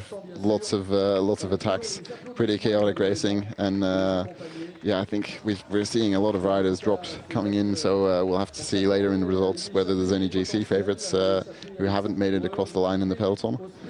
Saw some gaps there as well, so it'll be interesting. There is a rule that the gaps in the peloton have to be 3 seconds before they're counted, so we might see everyone in the same time, actually.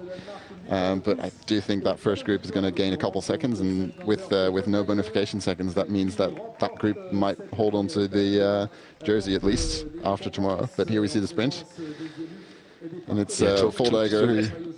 Yeah, Foldager. Well, we didn't see most of the sprint. I think it was Pierre Thierry who led it out there, and Foldager just timed it to perfection. Villa not enough to come over the top of him, and yeah, it was just the strongest sprinter in that group.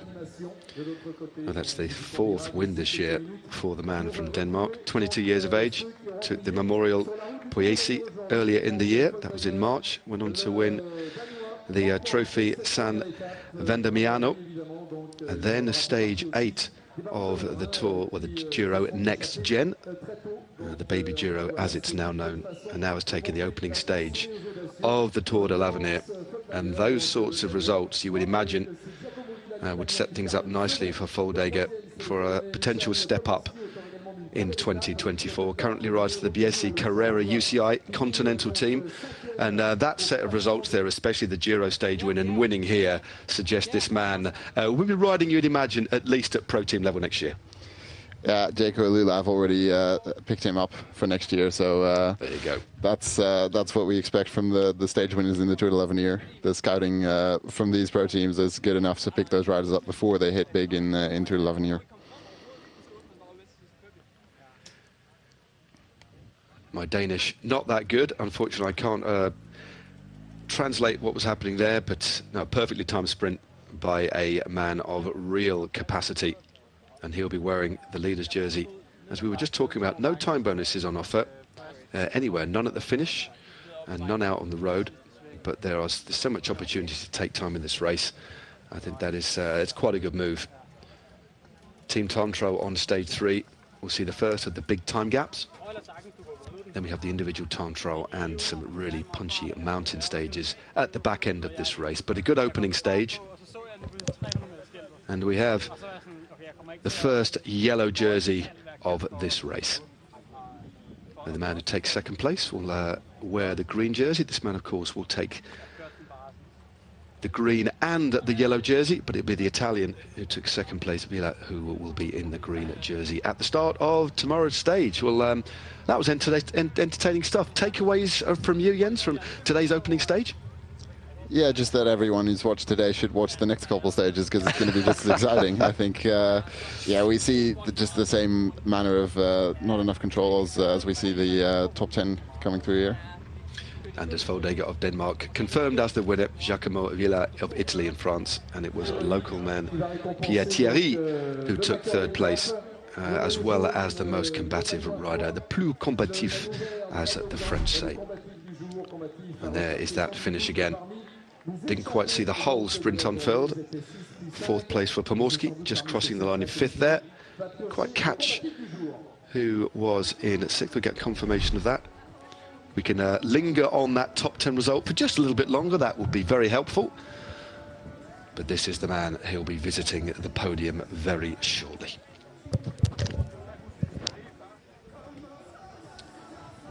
So I hope you enjoyed the opening day's racing. There is the confirmation of the general classification. Foldager leads from Villa, Pierre Thierry, Pomorski, Bettendorf. That was your top 5 on the stage. Then it was the Israel rider, Roten Tenne, who was 6th. Then Edvardsen Fredheim from Norway, Riley Pickerel of Canada, Vlad van Mechelen of Belgium in 9th, and then Francesco Bussato of Italy, rounding out your top 10. So the top 10 on the stage, mirroring the general classification as we head into stage 2.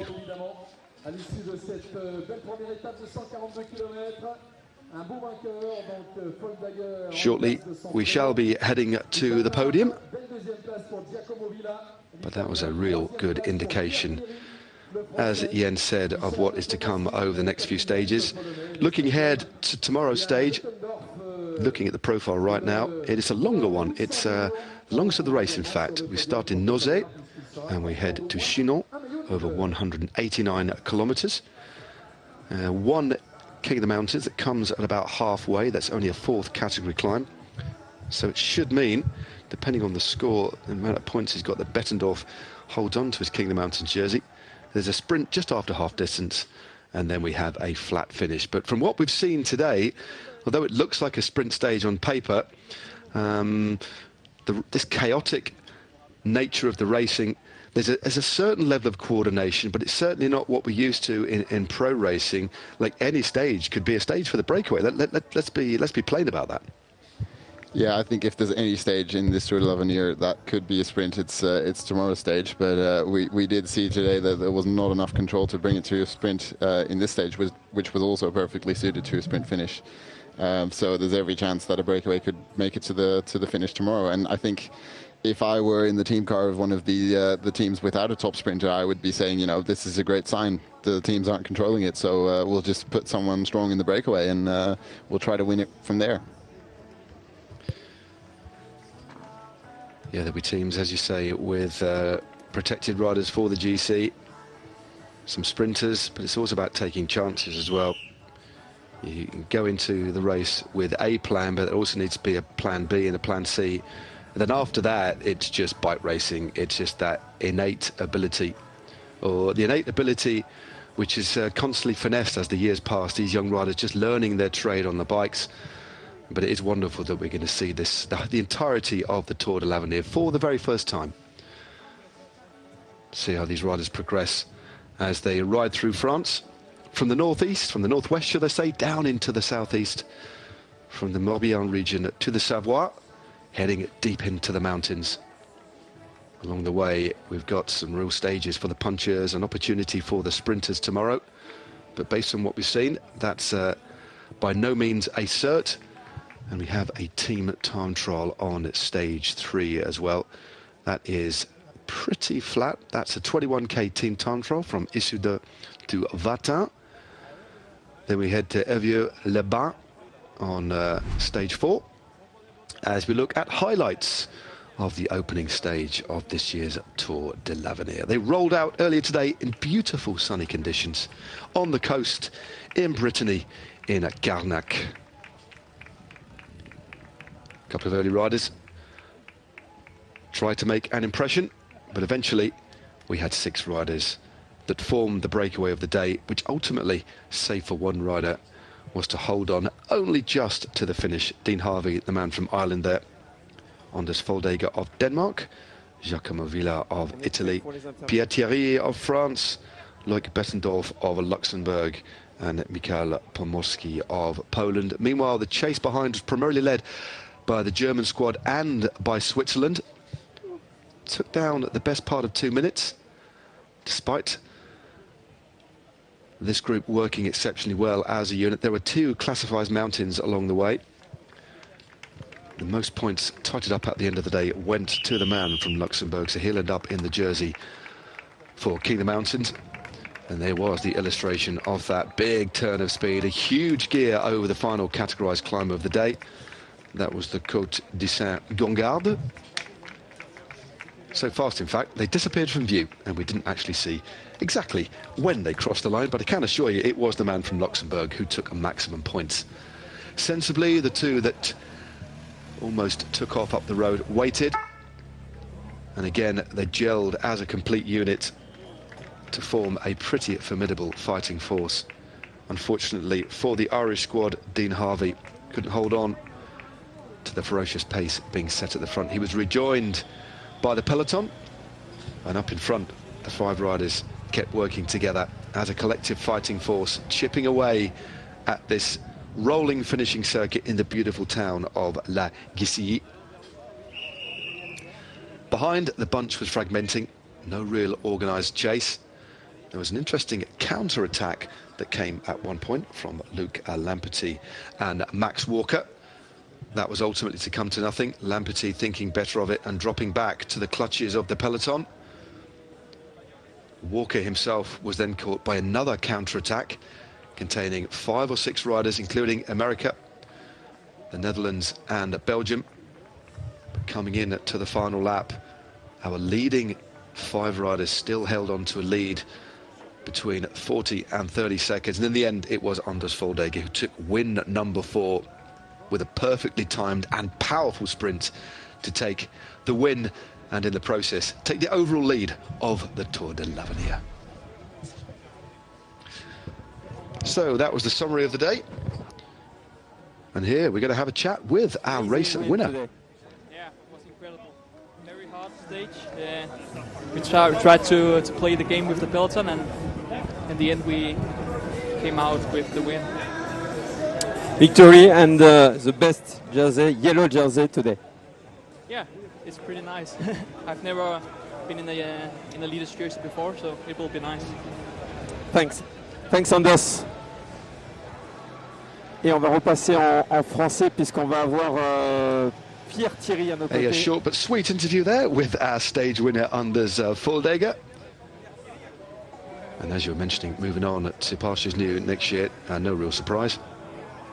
The squad for the next 2 seasons, taking through to 2025, will be Team Jaco Alula, as we get confirmation of the general classification. All of these riders on the same time at the moment. Good ride there by Rutem Teddy of the Israel squad to take 6th, the best of the rest. Just ahead of Edvardsen, Fredheim, Pickrell, Van Mechten and Bussato.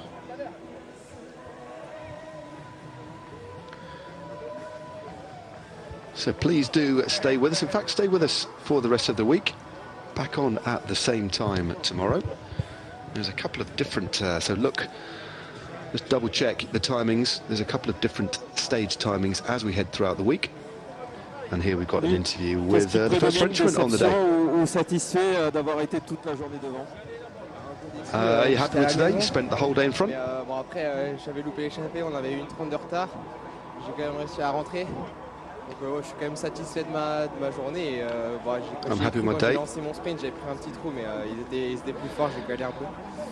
I think the strongest rider won. I didn't quite get the sprint right. Ça peut être intéressant avec notamment le chrono par équipe dans 48 heures.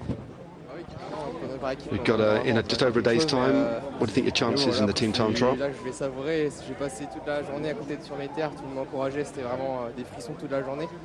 Et ouais, je suis super content et je remercie le public. Dernière chance, parlez-nous de ce circuit final à la Gacilly, c'était un grand moment. Hein. A big moment on the finishing circuit. Nearly at home. He said, yeah, it was a 2 minutes sur le circuit, c'était bon parce qu'il y a tellement de vire et a great circuit. c'est dur à contrôler. On a quand même eu chaud aux fesses à la fin, mais ouais, je suis satisfait de la 3e place. Voilà, merci à Pierre Thierry. Still pretty happy. Yeah, with the 3rd place on the day. Always nice riding on home soil. And that was Pierre Thierry. Get his name the right way around. Young man from this region, as I said before, rides for the Morbihan team. So certainly had the benefit of a little bit of local knowledge, perhaps, on what was an interesting finishing circuit. Had the feel of a commerce. I must admit, Jens, I don't know about you, I'm a big fan of finishing circuits. I must admit, give me a nice finishing circuit any day.